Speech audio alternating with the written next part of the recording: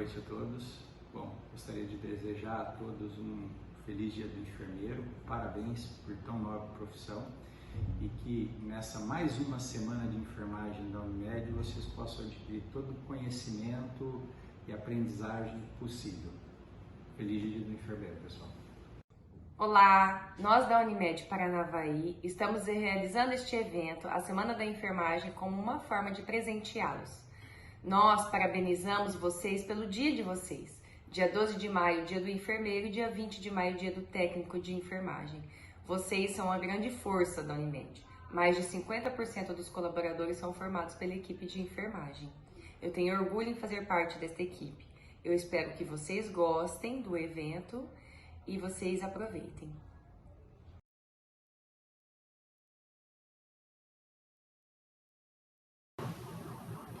No Brasil, desde 1938, é comemorado entre os dias 12 a 20 de maio a Semana da Enfermagem. Essa comemoração acontece em homenagem a duas grandes mulheres, uma chamada Florence Nightingale e a outra Anna Nery. Além disso, o juramento Nightingale, feito pelos novos enfermeiros, foi nomeado em sua honra. Por isso, o Dia do Enfermeiro é comemorado no dia 12 de maio, data de nascimento de Florence. Florence foi uma enfermeira, nascida em 12 de maio de 1820 em Florença, na Itália, e foi considerada um marco, a fundadora da enfermagem moderna no mundo. Ela ficou conhecida por seus feitos após atuar como enfermeira-chefe do Exército na Guerra da Crimeia, em 1854. Os soldados fizeram dela o seu anjo da guarda e a imortalizaram com o apelido de a Dama da Lâmpada, porque, de lâmpada na mão, Florence percorria as enfermarias, atendendo os doentes durante a noite. Florence morreu em Londres em 13 de agosto de 1910, aos 90 anos de idade. A Semana de Comemorações Nacionais da Enfermagem se encerra no dia 20 de maio, em homenagem à pioneira da enfermagem no Brasil, Anna Nery. Data que também comemora-se o Dia Nacional dos Auxiliares e Técnicos de Enfermagem. Ana Justina Ferreira Nery nasceu em 13 de dezembro de 1814, no Brasil. Foi a pioneira na enfermagem brasileira. Prestou serviços voluntários nos hospitais durante a Guerra do Paraguai. Anna Nery chamou atenção por sua dedicação ao trabalho como enfermeira, por todos os hospitais onde passou. A primeira escola oficial de enfermagem de alto padrão no Brasil foi fundada por Carlos Chagas, em 1923, e em 1926 recebeu o nome de Anna Nery, em homenagem à primeira enfermeira brasileira. Anna Nery faleceu em 20 de maio de 1880.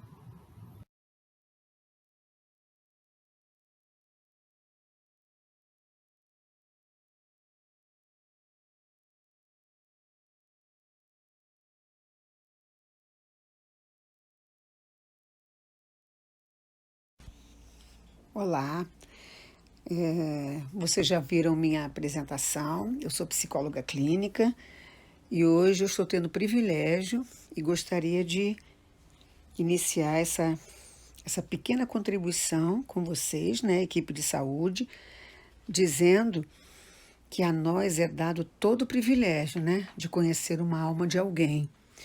E antes de mais nada, dizer que eu admiro muito o trabalho de vocês. Mas nessa apresentação, eu pensei em falar em algo que fosse direcionado à inteligência emocional. E o que aconteceu? Eu mudei o protocolo. Eu farei isso talvez no término da apresentação, tá? Eu estou além de um protocolo, né? Eu diria que conversar com vocês é humanizar. Nós vamos falar um pouquinho sobre humanizar, né? Primeiramente porque nós profissionais escolhemos, né, essa profissão e é algo que eu acredito, né? E uma equipe humanizada, eu vejo que ela passa além dos livros, né? É mais uma experiência de cuidar, de se cuidar e de cuidar do outro, né?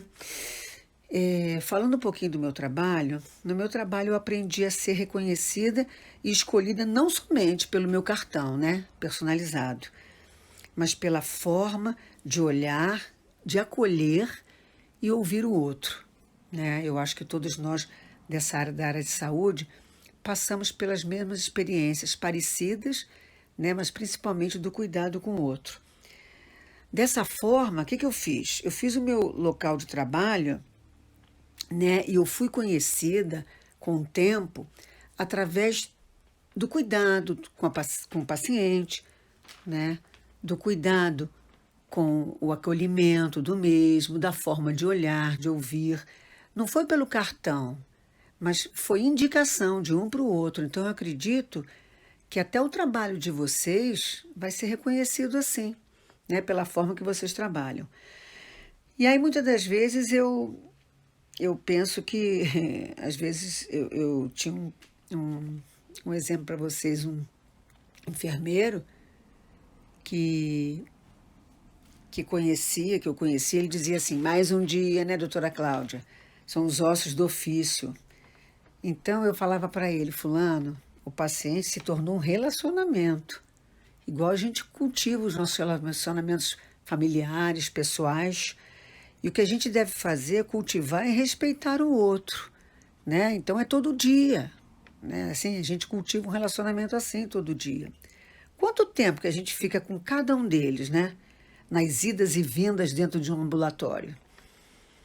Eu não me fantasio de psicóloga, eu não sei vocês, mas eu não visto uma fantasia, vou para o hospital, vou para a clínica, né?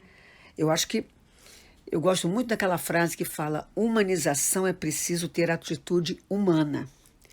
Humanização é preciso ter pensamento humano. E humanização é ter comportamento humano. Então, muitas das vezes, isso não passa só para o paciente. Ele vai além do paciente, ele vai para a equipe, né? Quando se percebe sofrendo por algum paciente. E a gente percebe que quando alguém da equipe sofre por um paciente, com certeza ele fez um vínculo diferente com aquele paciente, né? Daí ele se percebe humano. E não deveria ser assim, né? Nós não podemos fazer do nosso trabalho alguma coisa comum, cotidiana, né? Ou lógica, ou estática, né? Não é como um manual de instrução e robotizar as nossas vidas. Nós somos muito mais além do que isso, né? E além disso, nós somos muito mais além do que ser um ser humano, né? Com a capacidade de cuidar da emoção de alguém, né? De fazer alguém ser visto de uma forma diferente e de cuidar da nossa emoção também, é muito importante, né? E não só isso com o paciente, às vezes com um colega de trabalho, com um gestor, com alguém que trabalha na faxina, na cozinha, um chefe de equipe. Isso vai além, né? Nós estamos dentro de uma equipe saudável de saúde. E nós estamos lidando com algumas coisas também que são doenças crônicas. Então, o paciente, ele pode ficar muito tempo com a equipe. Você imagina ele fora da casa dele, do ambiente, né, do quarto, das coisas mais íntimas dele. Então, a gente sabe que são episódios de dor, de afastamento, de incertezas, né? Eu digo que é um dos momentos mais frágeis do ser humano. Entender que um dia nós estaremos ali. Então, eu acredito que a humanização, ela se presta a esse serviço também, né? A tal da empatia. É saber que eu vou ser cuidado por alguém. E isso é o que eu gostaria de enfatizar com vocês que são de uma equipe multidisciplinar, né? Técnicos, enfermeiros e profissional humanitários, para mim, é de que estamos lidando com momentos de fragilidade de alguém, vulnerabilidade da vida de um ser humano, né? Então, nós nos preparamos para fazer uma faculdade, nós nos preparamos para ter uma casa, ter um carro, viajar de férias. E aí eu vou fazer uma pergunta a vocês. Mas onde está minha cabeça dentro de tudo isso? Onde está meu coração, né? Então, meus projetos de cuidar de mim, além disso, como uma pessoa, e cuidar do outro, ou o que está em evidência? O ter ou o ser na minha vida? Né? Olhar para os meus projetos como pessoa e não como a sociedade nos garante que se eu for uma pessoa bem-sucedida, eu serei uma pessoa feliz, né? Como alguém que sente e que entende o sentimento do outro. Então, se eu entendo o meu sentimento, consequentemente, eu vou entender do outro. Ouvi uma vez um enfermeiro dizer, né? Eu encontrei ele no hospital aqui na região de Maringá, e ele falou para mim, vamos nós para o nosso plantão nosso de cada dia. Mas ele falou assim com um olhar de peso, sabe? E eu fiquei pensando na minha versão humanista, existencialista, né? Eu tenho uma especialidade também da Gestalt terapia, que trabalha muito com esse olhar humanizado, que ele poderia ter dito uma outra frase, né? Quem eu vou conhecer hoje? Que pessoa é essa que vai estar na minha frente? Quem é essa alma que vai estar ali precisando de mim? Seria uma forma humanista, né? Talvez uma forma inédita do ser humano também. Mas daí vocês me dirão, doutor, eu tenho tempo para isso? Para fazer isso, pensar, falar tudo isso com o paciente, absorver tudo isso? Eu sempre falei uma coisa na minha vida e uso isso na minha prática, colegas. Sim, eu digo que sim. Eu estou falando em qualidade de tempo e não estou falando em quantidade. Eu posso ficar 5 minutos com alguém e fazer grandemente a diferença. E posso passar todo dia cuidando daquela pessoa e me passar desapercebido. Então, eu gostaria de dizer a vocês uma coisa que eu sempre pensei na minha vida e eu acho que isso me motiva muito a trabalhar. Que quem deveria dizer obrigada para mim é sempre o paciente, né? A gente pensa. Quem deveria agradecer seríamos nós. Por quê? Porque nós estamos lidando, além da brilhante profissão escolhida, né? Para vocês, para mim, que todos que abraçam a área da saúde têm essa experiência, que não tem pós-graduação, não tem especialização, não tem MBA, que será a melhor experiência para nós do que ver, ouvir o que o paciente nos fala, no seu próprio olhar e no momento mais frágil daquela pessoa. Essa é a maior faculdade que a gente pode ter, que é a experiência. Eu ganhei muitas coisas na minha vida com essas experiências do acolher, de estar diante da dor de alguém, né? E eu acho que a prática, além de qualquer curso, né? A prática nossa é lidar com uma alma. Eu tenho muita preocupação que a gente se torna meio que robotizado diante de algumas coisas, né?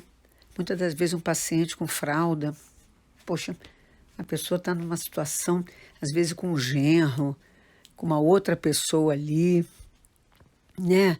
Vivendo aquela situação, a pessoa sempre teve autonomia, sempre foi dona de si, querendo às vezes ir ao banheiro e muitas das vezes eu vejo o profissional falar, faz na fralda mesmo, você está na fralda, você tem fralda, faz cocô e xixi aí.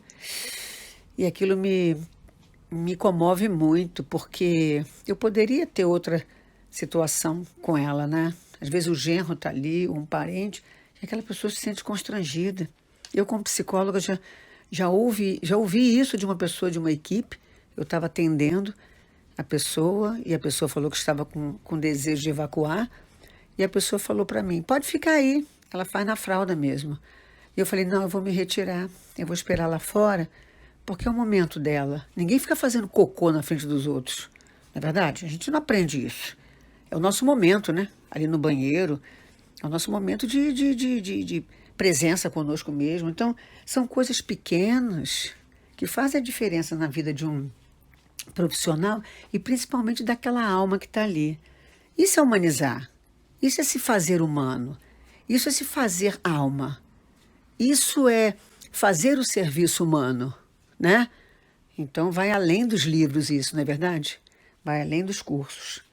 E eu diria a vocês o seguinte, que essa área é um privilégio que nós temos, pois a maior parte nós aprendemos, né? Eu acho que a maior parte, e a população não tem acesso a isso.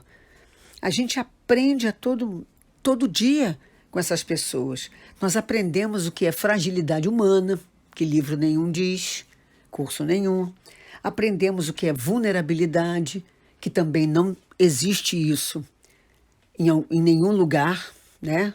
Nessa descrição de contato físico, contato pessoal. Aprendemos a grandeza humana diante da doença, que isso é fora de série. Então, eu digo a vocês, equipe, que vale a pena a gente se transformar. Nós somos seres de transformações. Eu falo sempre para os meus pacientes isso. As pessoas têm aquele momento, às vezes, de síndrome de Gabriela, né? Eu nasci assim, eu sou sempre assim. Não, você pode mudar. Você é muito mais do que isso. Vocês, profissionais da área de saúde, foram escolhidos por Deus para estarem ali. Então, eu digo a vocês o seguinte, vale a pena ser a nossa melhor versão e, principalmente, olhar para nós e perguntarmos assim, como é que eu me amo? Que da forma que eu me amo, eu amo o outro. Como é que eu me acolho? Da forma que eu me acolho, eu acolho o outro. E como é que eu me respeito? Da mesma forma que eu me respeito, eu respeito o outro. Então, essa participação que eu estou falando com vocês nesse momento, na questão do humanizar, é ser muito mais além do que a gente pensa, né, que somos. Nós temos muito mais capacidade, muito mais. Nós somos muito maiores. Nós somos pessoas que, para estarem nessa área, porque a gente acreditou em alguma coisa. Ninguém está ali por acaso. Então, vocês têm uma missão. Missão com vocês também, tá? De autocuidado. Quando eu falo em cuidar do outro, eu falo primeiro também em me cuidar. Então, eu acho que eu posso deixar uma contribuição com vocês na questão do auto-amor, né? Do auto-amor, do auto-respeito, de fazer do outro um ser importante, de muitas das vezes passar um olhar de carinho, passar um olhar de atenção, ser muito mais do que aquilo que a gente aprende na faculdade, é ter experiência. Mas se a gente se tornar robotizados e nos impedir de sermos essas pessoas vulneráveis, né, preciosas, mas sem doação, sem amor, sem empatia, nós vamos fazer parte apenas de uma estatística de um hospital, de um ambulatório, de uma clínica, né? Então guardem uma coisa na mente de vocês, nós somos privilegiados, porque o nosso trabalho nos dá condições de conhecer a alma humana. Grandes líderes, né, como Gandhi, Maria Teresa de Calcutá, que todo mundo acha que são seres realmente preciosos, expressivos, eles não tiveram essa mesma oportunidade que a gente está tendo, que é única, que é mágica, que é respeitosa, que é empática, né, que é amorosa.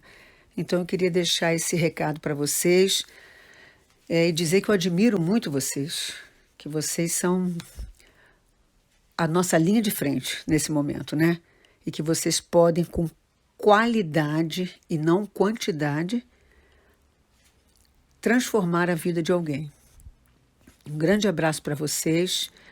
Eu fico à disposição de qualquer dúvida, qualquer coisa que vocês precisem. E olha, admiro muito vocês, viu? E me admiro também, porque eu só dou ao outro aquilo que eu tenho. E eu admiro muito minha profissão, amo muito o que eu faço. Um beijo no coração de todos e muito obrigada por me ouvirem.